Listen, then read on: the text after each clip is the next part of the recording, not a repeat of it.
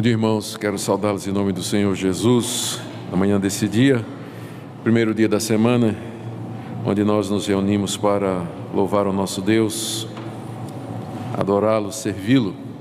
Sempre um privilégio fazer isso.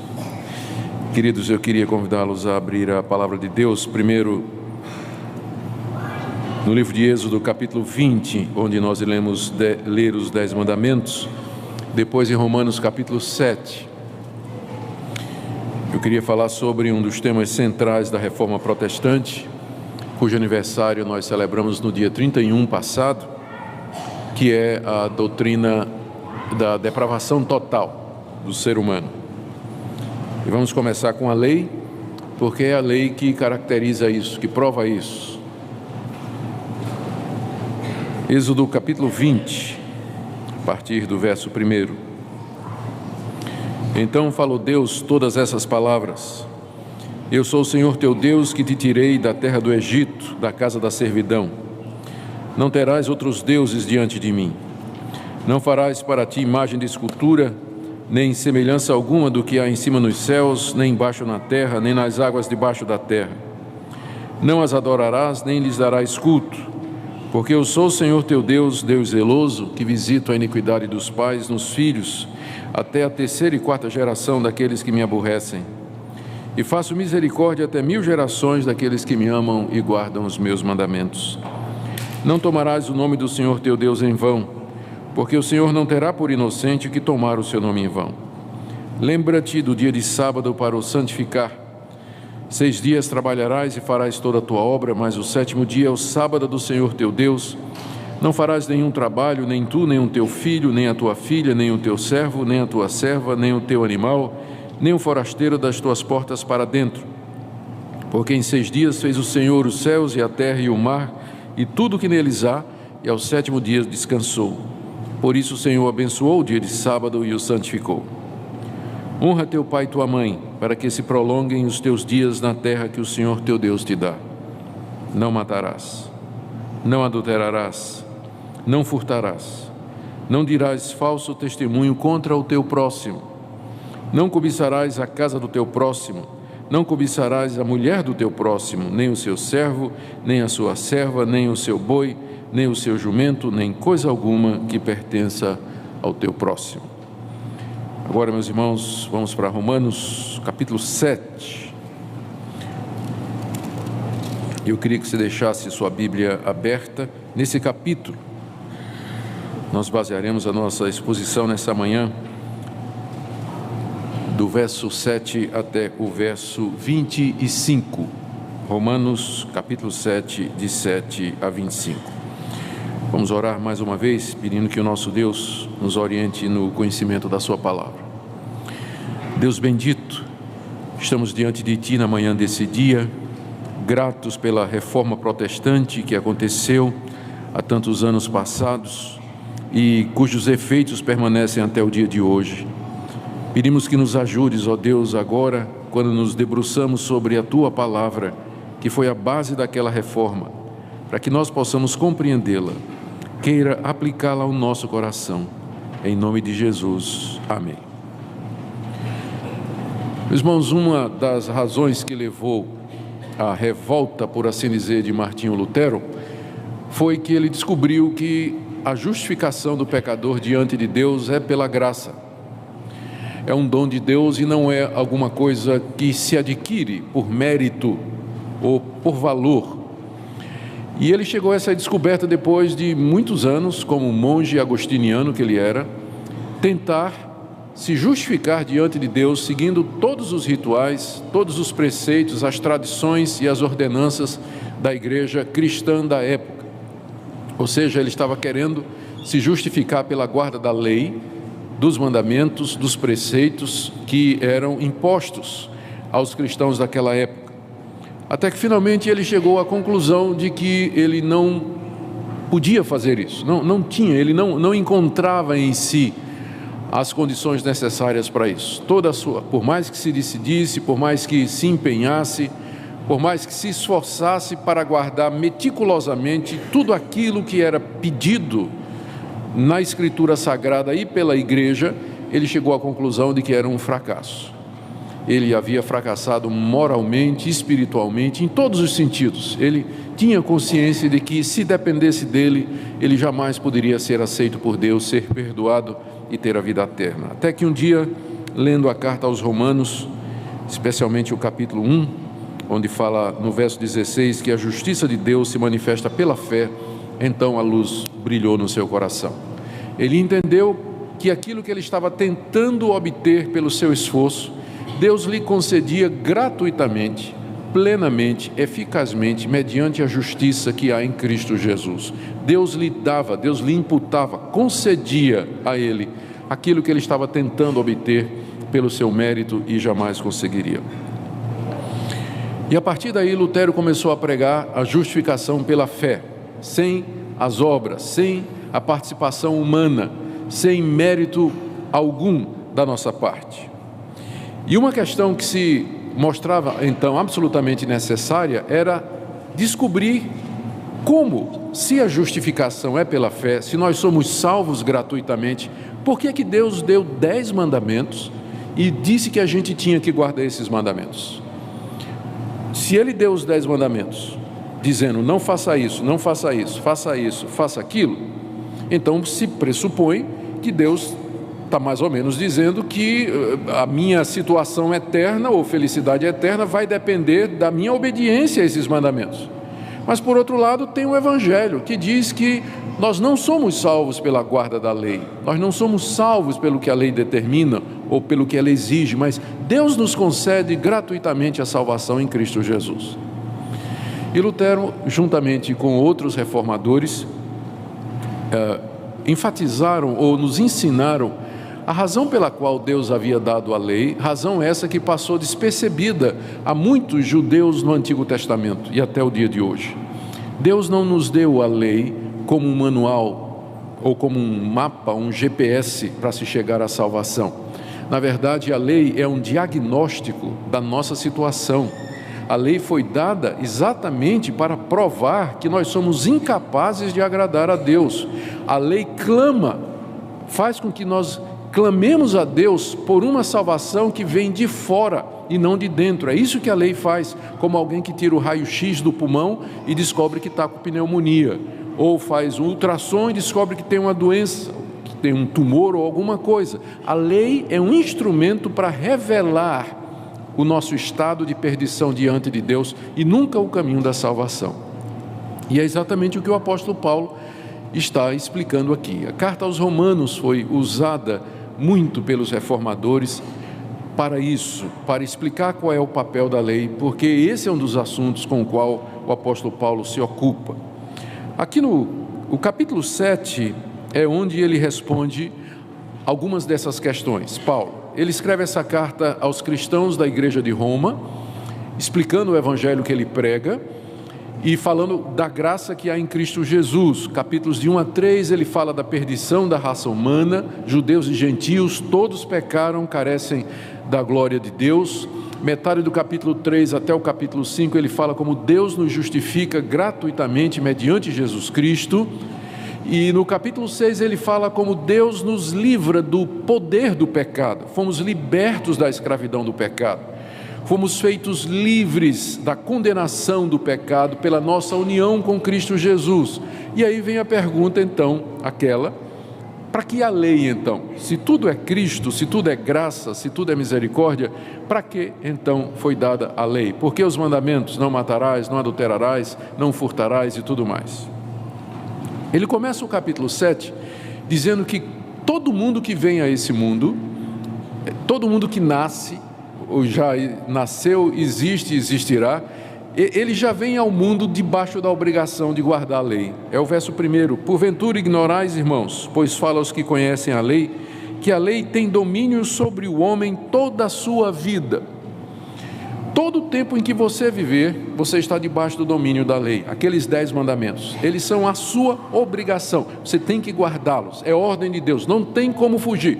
O índio lá no meio do mato, o berbere lá perdido no deserto do Saara, o esquimó lá no Polo Norte, Polo Sul, qualquer lugar que seja, toda pessoa que já veio a esse mundo, tendo consciência detalhada dos 10 mandamentos, ou pela consciência que ele tem do certo e do errado, ele está preso à lei de Deus.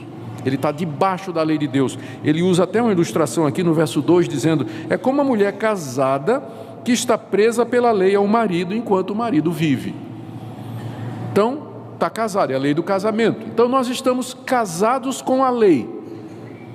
Casados com a lei. E esse é o tipo de casamento que não tem divórcio. É um casamento indissolúvel. Estamos casados com a lei e a lei nos obriga toda a nossa vida. Toda a nossa vida. E agora? Qual é a situação para isso?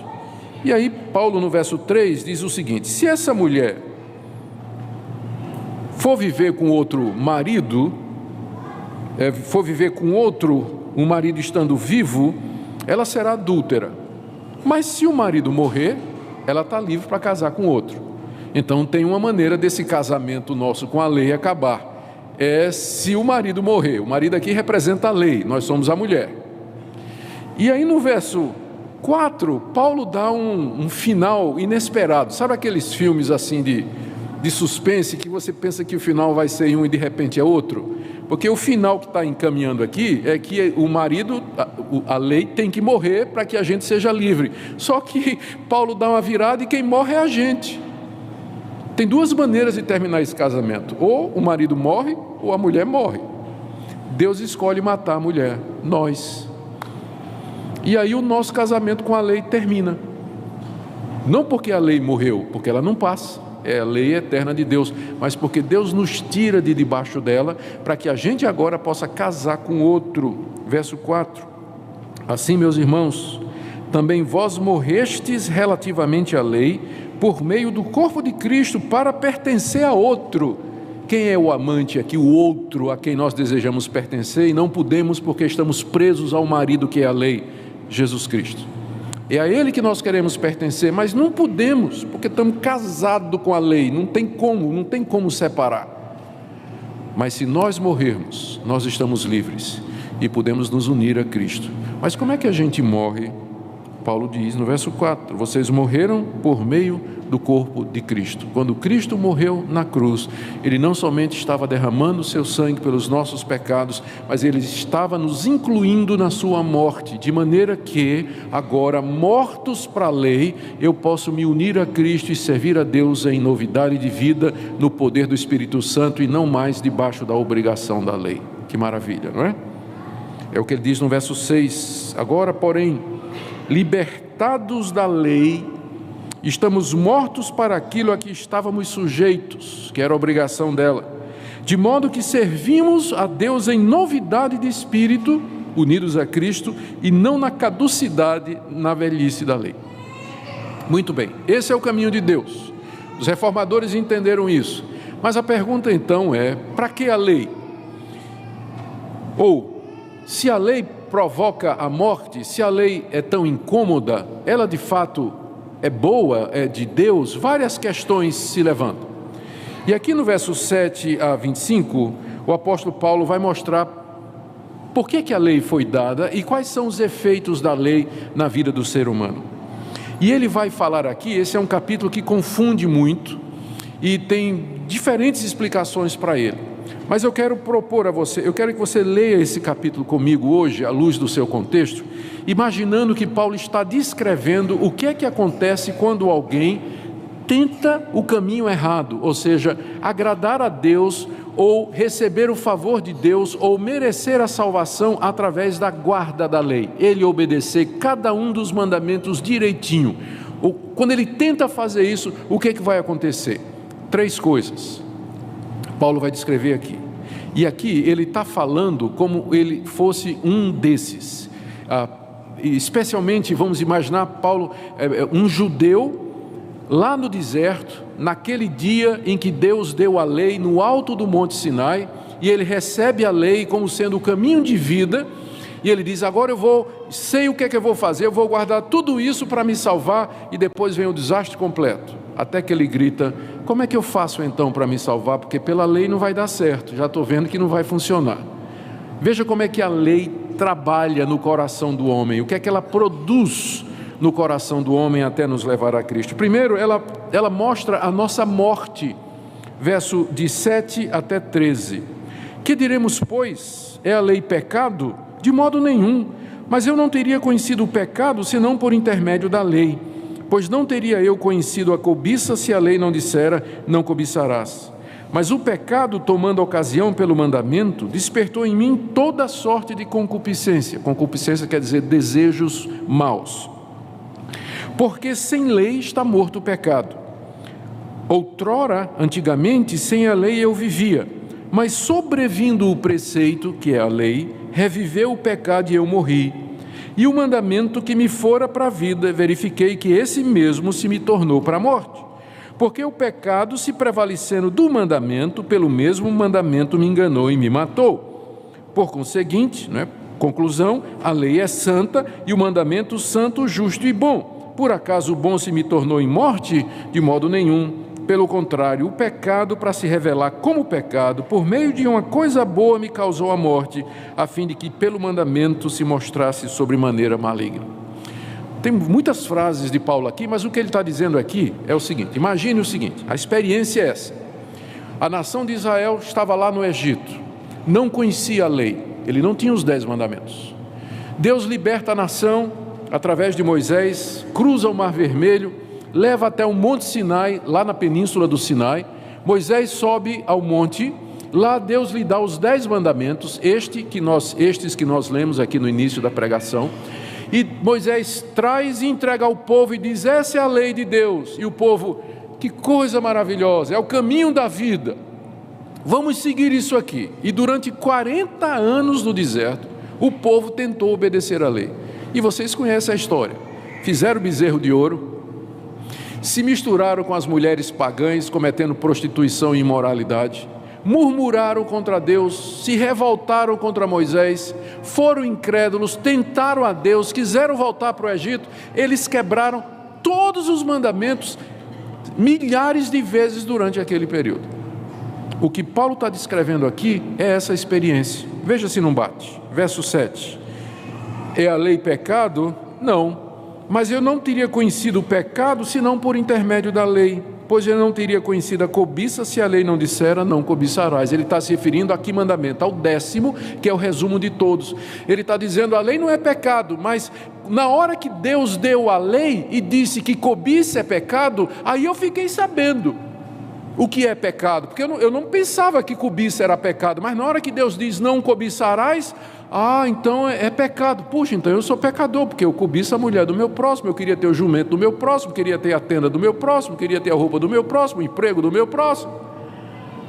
Eu não teria conhecido o pecado se a lei não dissesse: não cobiçarás, não furtarás, não adulterarás, não matarás.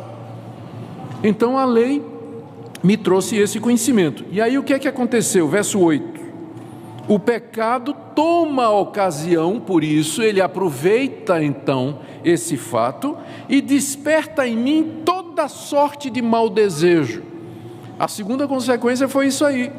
A lei, ela tem o efeito de provocar a gente a fazer o que não presta. Eu já contei essa ilustração, mas eu gosto dela, daquele empresário que mandou fazer um hotel muito bonito à beira de uma estrada muito movimentada, toda de vidro, todo de vidro o hotel, as paredes de vidro, a janela de vidro, porta de vidro, e durante anos era uma maravilha, nunca teve problema, até que entrou um gerente muito esperto que ele contratou, disse: patrão, você não tem medo que alguém jogue uma pedra aí não? Já pensou alguém passar e jogar um tijolo aí? Isso é muito caro. Aí o patrão: tá bom. Aí no dia seguinte ele colocou a placa: é proibido jogar tijolo na parede de vidro. Não precisa dizer o que aconteceu no dia seguinte, né?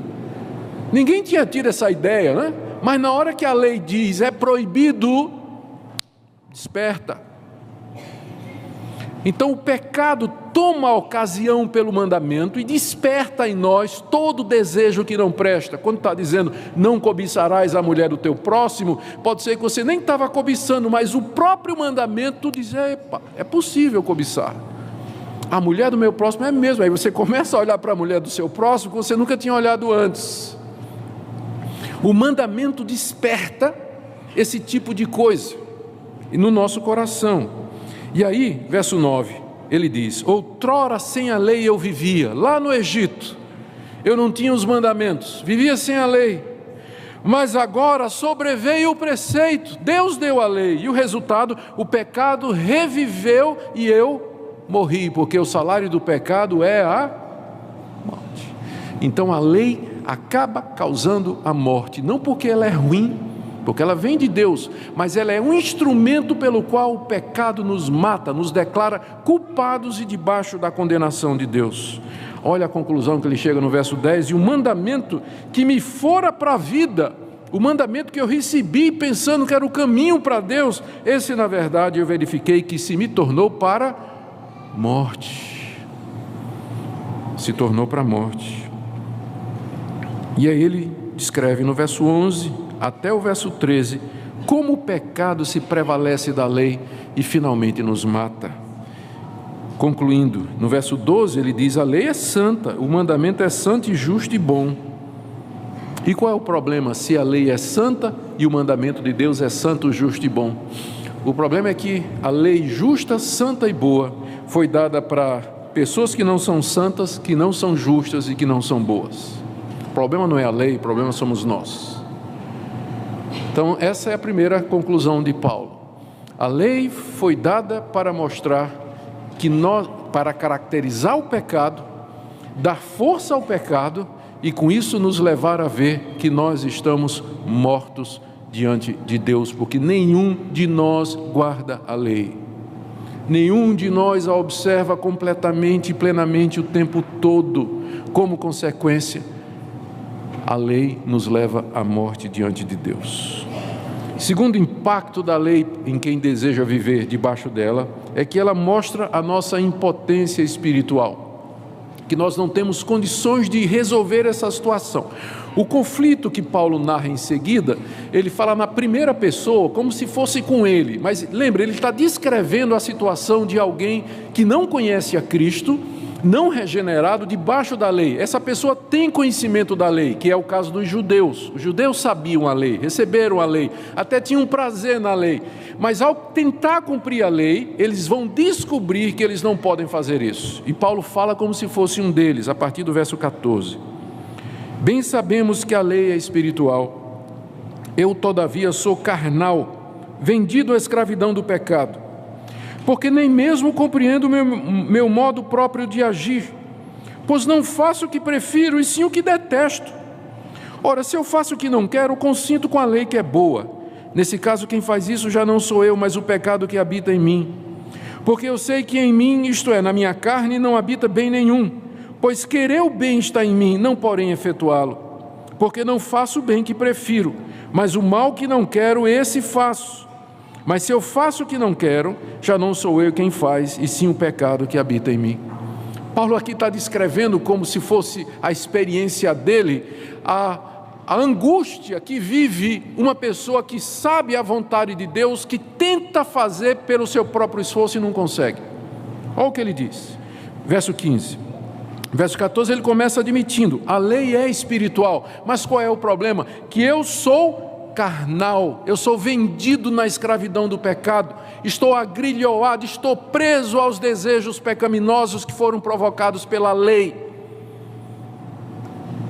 estou preso, sou escravo do pecado. É isso que ser escravo significa. O escravo não tem vontade própria, o escravo faz a vontade do seu patrão, e ele está dizendo que ele é escravo do pecado, portanto ele não faz o que ele quer, ele faz o pecado o tempo todo, mesmo sabendo que está errado, e mesmo querendo fazer o certo, mas ele não encontra forças, ele não tem liberdade.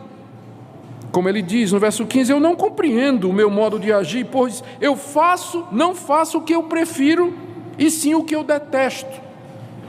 Ele descobre no dia a dia que ele faz não aquilo que ele prefere, porque ele entende, ele sabe que a lei é justa, santa e boa, mas aquilo que exatamente a lei diz para ele não fazer, ele faz o tempo todo, porque ele é escravo do pecado. Verso 16, se eu faço isso, eu estou consentindo com a lei que é boa. Nesse caso, quem faz isso já não sou eu, mas o pecado que habita em mim. Ele agora não somente diz que ele é escravo do pecado, mas diz que o seu patrão mora dentro dele. O pecado habita em mim.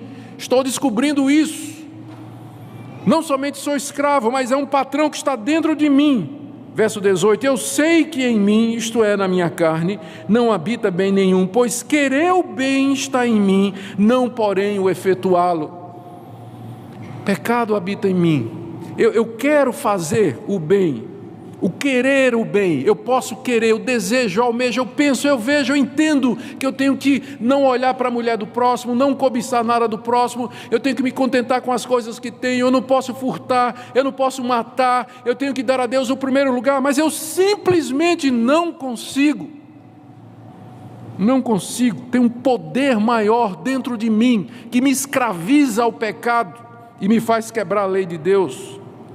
Verso 19: porque não faço o bem que prefiro, mas o mal que não quero, esse eu faço.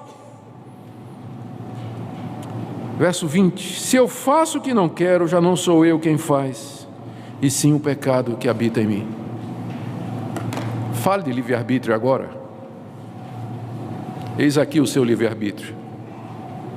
Aqui você tem um homem, conhecedor da lei de Deus, da vontade de Deus, que quer fazer a vontade de Deus, mas não é livre. Ele não consegue. O seu arbítrio está escravizado ao pecado, está amarrado à natureza pecaminosa.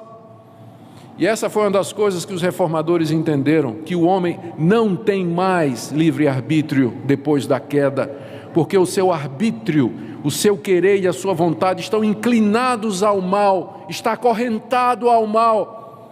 Ele não pode fazer a vontade de Deus, não pode agradar a Deus, não pode nem se preparar para isso. É isso que a lei provoca, o conhecimento da nossa impotência. E você sabe que eu estou certo, é só examinar a sua consciência. Quantas vezes você pecou contra a luz que você tem? Você sabia que era errado e você fez do mesmo jeito. E quantas vezes você sabia qual era a coisa certa para você fazer, mesmo assim você fez a coisa errada? Você não peca na ignorância. Você sabe exatamente o que você está fazendo e faz da mesma forma. A história e a sua consciência e a Escritura confirmam isso. Essa é a razão pela qual Deus nos deu a lei, para mostrar a nossa impotência.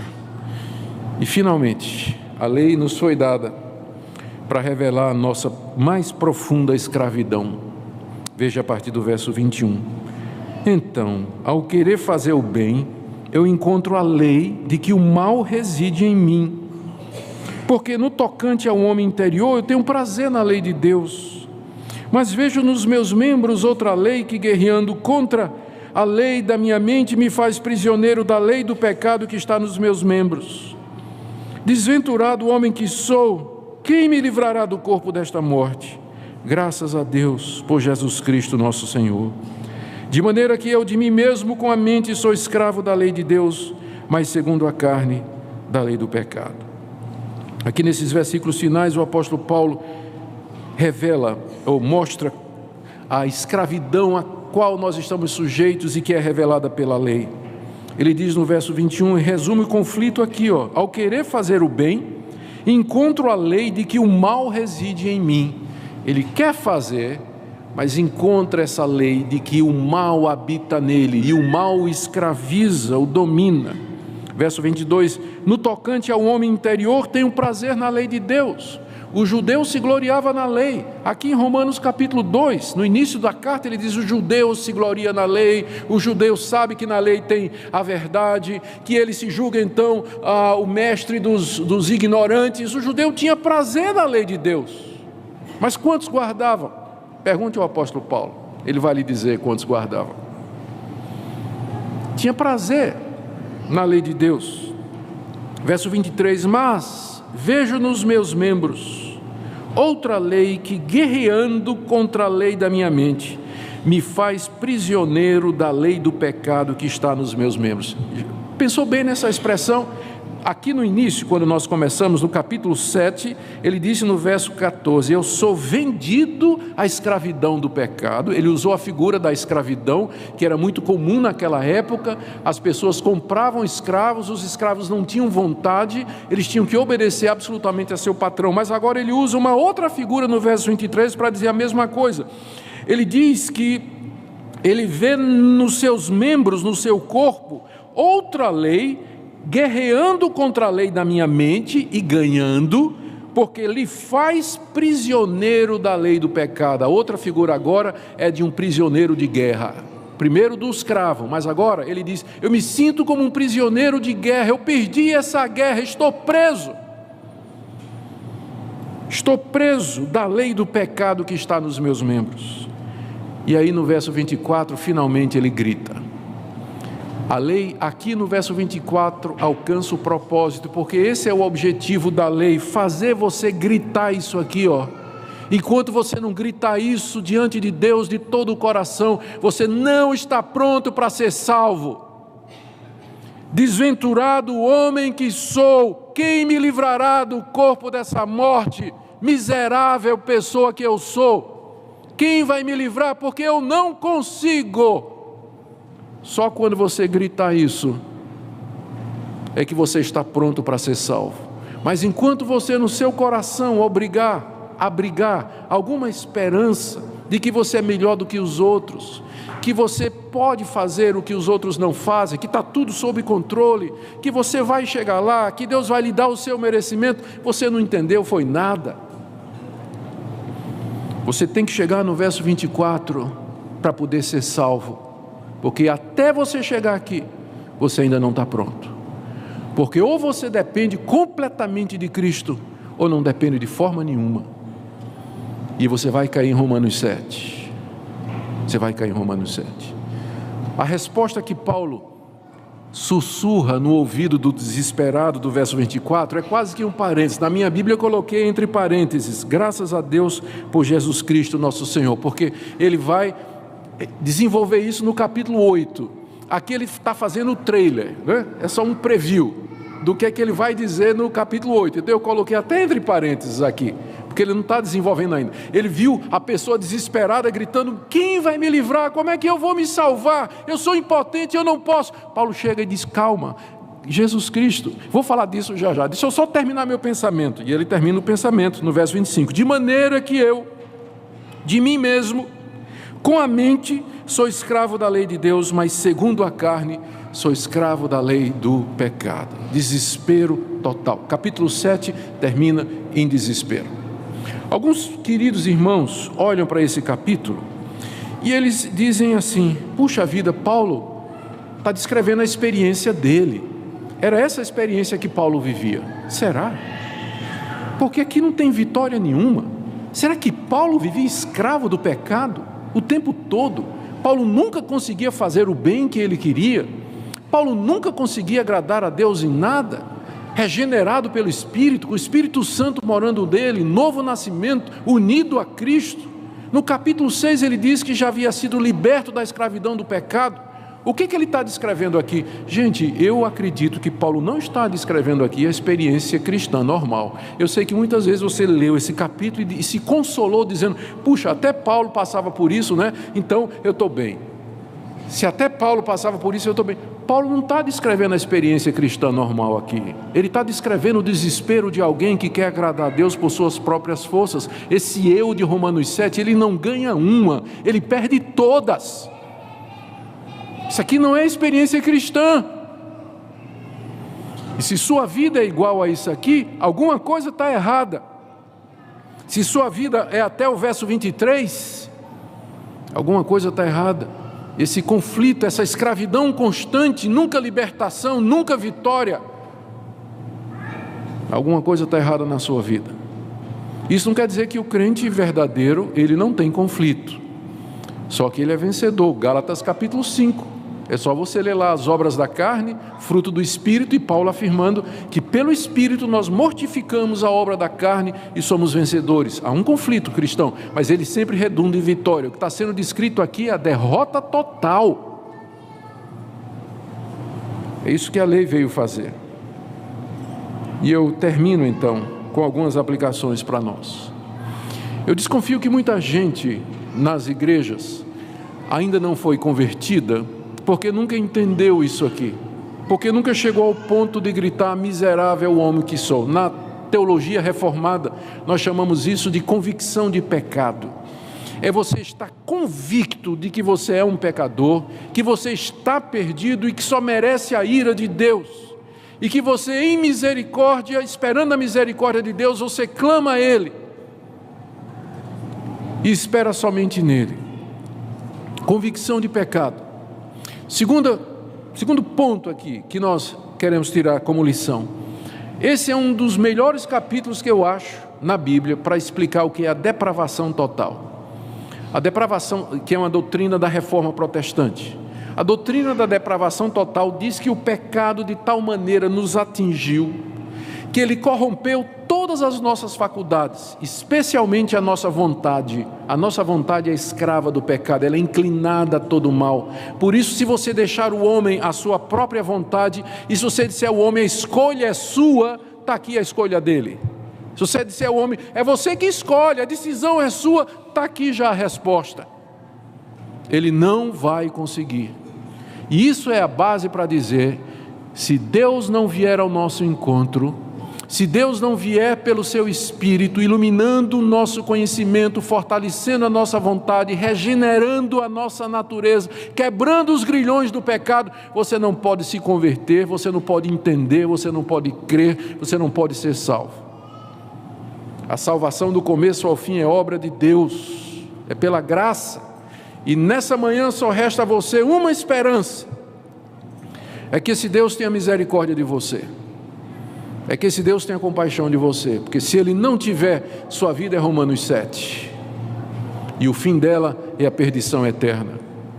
Mas graças a Deus, capítulo 8, verso 1, agora, pois, já nenhuma condenação há para os que estão em Cristo Jesus. Que condenação é essa? É essa do capítulo 7, que ele acabou de descrever. Quem está em Cristo, ele não está mais debaixo dessa condenação. Por quê? Verso 2, a lei do Espírito da vida em Cristo Jesus te livrou da lei do pecado e da morte. É isso que é ser cristão, estar livre dessa lei do pecado e da morte. A lei condena, o pecado me assalta, me domina, me aprisiona, me escraviza e eu morro. Essa é a lei a qual está sujeita toda a raça humana, a lei do pecado e da morte. É nesse casamento que nós estamos. Como sair dele? A resposta é graças a Deus por Jesus Cristo, nosso Senhor. Esse foi o grito da reforma protestante. Há esperança para o pecador na obra completa e plena de Cristo. O que fazer então? Arrependa-se. Arrependa-se dos seus pecados. Se volte para Deus. Não com mérito ou qualquer coisa que você pensa que você tenha, mas com esse grito nos lábios: Deus, eu sou um desventurado. Eu sou um miserável, eu sou um pecador, sou escravo do pecado, te desobedeci minha vida toda, mas agora eu me chego em esperança a Ti, tenha misericórdia de mim. Eu quero Jesus para ser o meu único e suficiente Salvador. Que Deus lhe ajude nessa manhã, que você saia daqui nessa manhã tendo convicção de que é pela graça, somente pela misericórdia de Deus, e que Deus salva pecadores, continua salvando, e Ele deseja salvar nessa manhã também. Amém.